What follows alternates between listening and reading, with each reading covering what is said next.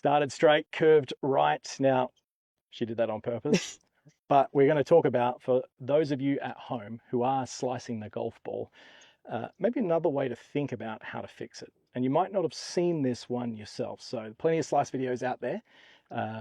Both of ourselves have probably done hundreds of them over our coaching careers, but we're going to do one together today, which is going to talk specifically really about a movement of isolating your left arm from your right arm. It could be just the feel that you need to level up your ball striking and eliminate that slice. So what I want you to do, Carolyn, is talk us through it. Yeah, absolutely. So as we know, the slice really happens because most of the time the path is over the top. It's out to in, and your face is open to the path.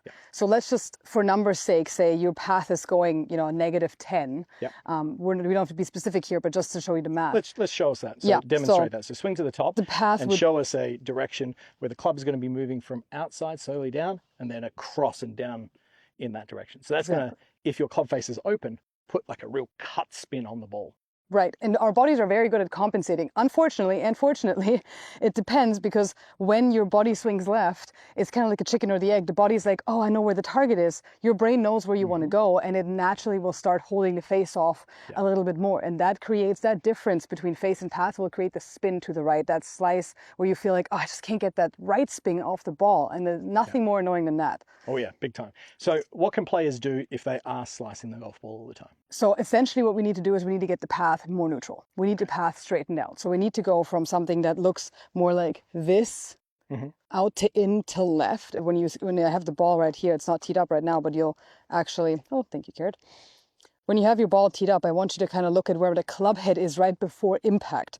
So when you look at your own video, that's a good piece to kind of look at. If your club head is outside the ball right before impact, right here, you are coming in from out to in, and then it goes inside the ball right after. Just do that again for me. And look, if you lay a golf club just directly behind the ball on this sort of angle, and you swing to the top for me and start to swing down, sometimes we're going to see that club heads in the downswing can be all the way out over in this direction.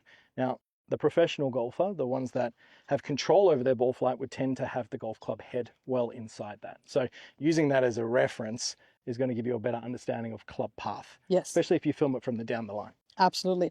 And your arms are attached to your body in an ideal case. Hopefully. And then that means if your body is moving better in the downswing, you can then also have your arms follow better and impact that path quite significantly. So the drill I like to do for this, and we don't really need a club for this right now, is to feel like our shoulders are moving more efficiently in the downswing. So I like to just take my left arm out right here, just straight, and you want to keep it there. We don't want that arm to move, throughout for now. We just want to feel like here we're pretending to hit a golf ball, and we're grabbing a club. We're doing everything like we would do in the backswing with our right hand. But now, as we're coming through, we feel like that right arm is swinging underneath that left arm. And that will actually stay right up until halfway into your finish. And then it releases. So just do that again slowly for me. And I want everyone to take note of the angle of the shoulders as Carolyn goes through the golf ball, and keep going, keep going, keep going. Perfect. You'll notice that they're on a bit of an angle. And the reason that occurs is because the ball's on the ground. And when we bend down from the hips, we're going to create an angle of the shoulders in the backswing, and then also in the follow through. If the ball was out in front of us, well, we wouldn't necessarily need that angle. And this right here is one of the main causes for slicing, the shoulders opening up too much. So just do a rehearsal swing for me over the top of that tee of a bad movement where a player would slice it, and stop in kind of just the follow through for me. Yep, and perfect. We'll notice how flat these shoulders are, and we can actually even sometimes see them even further up like that. Like this. And that is offset by the fact that the club would then get thrown out quite considerably. So now do a good version for me. So swing to the top and stop in that follow through position. Perfect. We're going to see that there's going to be a lot more of this back shoulder staying down to the ground. When she does that, that's going to ensure that the club path itself is actually moving more out towards the target. The reference of having that front arm out, held out like this, just ensures, and it's almost like a block from letting that arm move over. So if I was to do the poor version and everything was moving and opening up too early, you can see how much that front arm is actually moving away from its initial position. But even just starting off with small swings like this, Carolyn, making little swings and learning how to hit the ground while keeping this arm relatively still, is just going to pay huge dividends to building a feel of what it's like to have more of that neutral path into impact.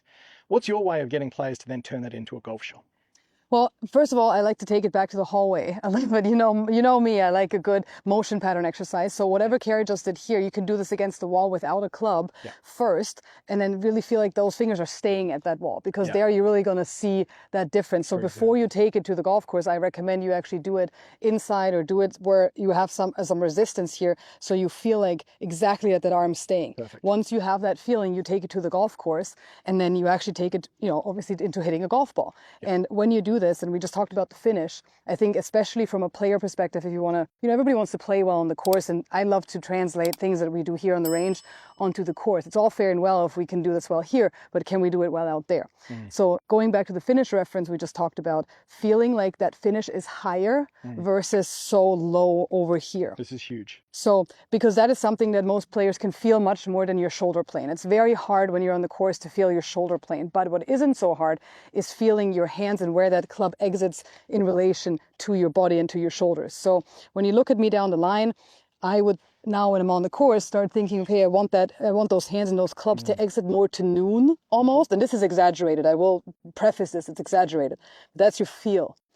Versus people that have that opening up of the shoulders. Now your club will exit below your shoulder, your left shoulder. So we want to make sure that when you're on the course, you feel like that high finish, and it's going to make you look like a tour player and hit it like a tour player. Exactly. That's a promise right there. So in the follow through, and even if you were just working on this, let's say the camera is a mirror and setting up, and on the way through, I'm just almost trying to get the end of the handle here kind of pointing more towards the camera. This is not the complete follow through, don't get me wrong, you're going to have a little bit more rotation, but just at that sort of midway through the follow through component, almost feeling like the end of the handle is pointing more down range, more down towards the camera. To get there and swinging with the end in mind, the only way we're able to get there, Carolyn, is if I've released the golf club effectively and the golf club has moved from that slight in to out path, if anything. However, if you do finish with your arms really low, like you're putting it back in the pocket like that, well, then there's a good chance, well, there is a 100% chance that the golf club itself was moving across the golf ball in such a way that you're just cutting it and you're adding way too much spin. So let's see it in action, right? Absolutely. So what I want you to do is just do one more rehearsal here. Now, obviously, you're going to do this without a golf ball, just getting the sensation. And it is going to move when you've got a golf club in your hand, because the golf club is very heavy. But it's the intention of keeping it nice and stable, which is key. Once you've done that, we're going to tee one up. And let's see that nice little bomb draw.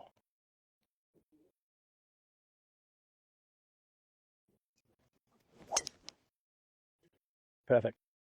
Just like that. So if you are struggling with slicing the golf ball, you're trying everything with the club head, but you really haven't thought about what your shoulders and your body are doing, this could be exactly what you need to start hitting those bullet straight shots off the tee every single time.